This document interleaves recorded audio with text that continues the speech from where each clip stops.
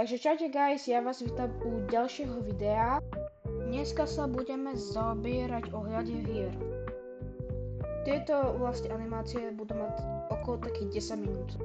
Nezabudni dať like a odber, inak Siežko pre teba príde, jo. Takže, kde bolo, tam bolo.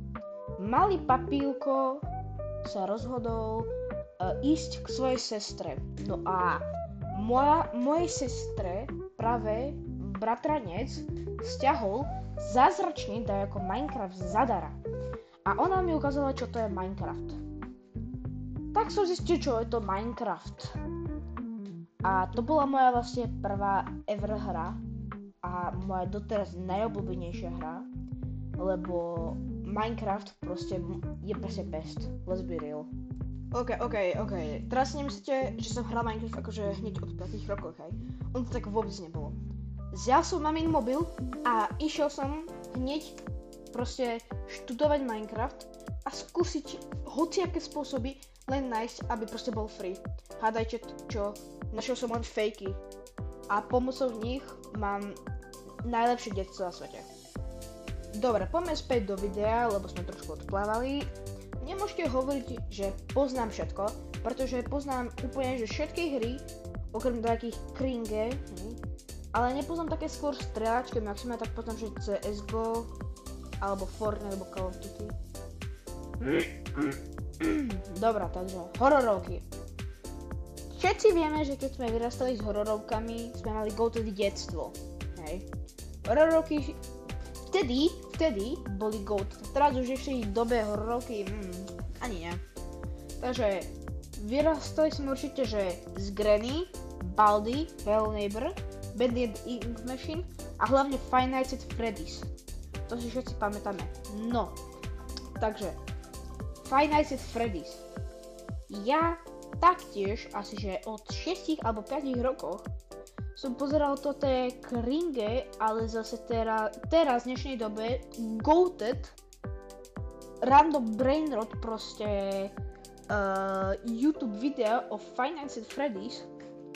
A taktiež, ja neviem prečo, ale mne príde, že ja som bol strašne weird kid, lebo keď som zistil, že proste čo sa deje v tom FNAFku, akože tie teórie a také, a také, že wow, that's cool, even when I'm 7. Dobre, všetci si pamätáme Baldi's Basics, a.k.a. Baldik, ako sa ho všetci nazývali. Takže, pomocou Baldi's Basics som sa ja naučil nebať, a pomocou ešte aj Granny. A vtedy, jak som hovoril, že hororovky boli mega dobré, lebo boli brainrot, hej.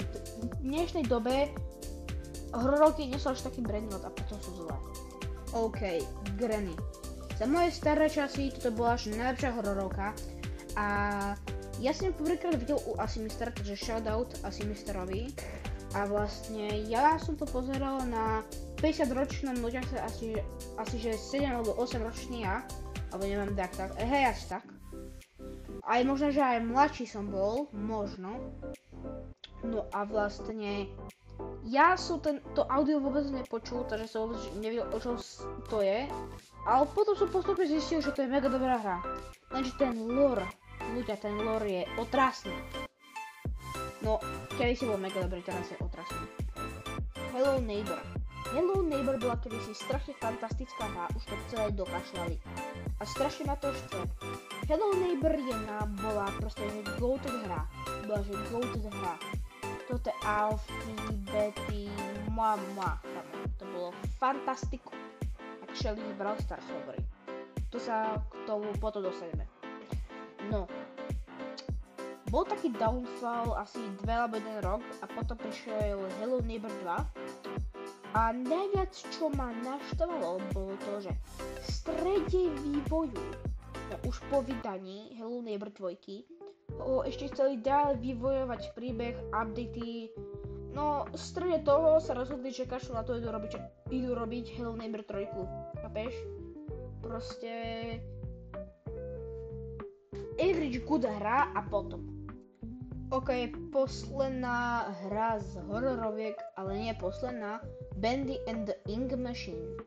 Bendy and the Ink Machine proste veľmi vynikajúca hra, len trošku zlé kvality, ale jak vyšiel ten Dark Revival, čož ja som aj hral som to 2 týždne, ale bolo to mega dobrá hra, fakt som si to užil.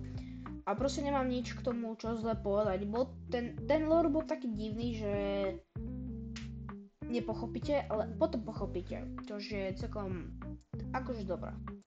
Ľudia, dneska sú Vianoce, bohužiaľ nevyjde žiadna animácia práve na Vianoce, ale vyjde vianočný special, jak hrajeme Ranked Reloady s Susi Demonom. Choďte mu dať odber, keď ešte nemáte a poďme späť do videa. Brawl Stars. Brawl Stars je mega dobrá hra. A keď už to hráte tak dlho ako ja, tak už vás to pomaly prestane baviť, lebo Supercell tú hru pekne dokakal. Family friendly, áno. Je to lepšie hrať tú hru, keď tu nejaké eventy, nie len tak, že proste preplan, lebo ani mňa to už nebaví len tak hrať, že proste pušovať brawlerov. Lebo v kuse, že tá hra proste kuse od teba chce peniaze a proste Supercell im nestačia peňažky, proste koľko už majú, proste oni chcú viacej peniaze, chápeš? To what the hell, man. OK, jak som sa pred 5 minútami bavili o strieľačkách, tak teraz poďme na CSGO aka Counter-Strike. Ja mám rád Counter-Strike 2, lenže mi to dosť tak pripomína Valorant, keď som to nikdy nehral.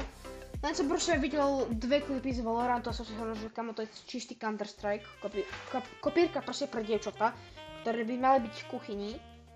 No ale vlastne mne príde, že Counter-Strike chce od vás toľko veľa peňazí, že môj kamarát od toho investoval viacej peňazí, než má celá Európa od roku 2000 až po rok 2022. No, poďme teraz na Fortnite. Fortnite je dobrá hra z toho, že proste tam máš triliardu game modov, že proste nikdy to neprestaneš proste sa tam nudiť, hej, že proste vždycky máš tam čo hrať. Len keď si picky človek, ako ja som picky eater, ale akože proste ne v hrách, hej, že proste vidím, hrajem, proste why not, proste, hej. Ale teraz musím povedať, že Fortnite teraz pridal Ballistic a musím povedať, že to je čistý Counter-Strike 2 a Valorant. Takže vlastne ty už ani nemusíš hrať vlastne Counter-Strike 2 ani Valorant a môžeš začať hrať Fortnite. Proste za mňa GG's. Roblox. Všetci sme mali ten random Prime v Robloxe. Môj bol Evade. Napíš do komentárov, ktorý bol tvoj.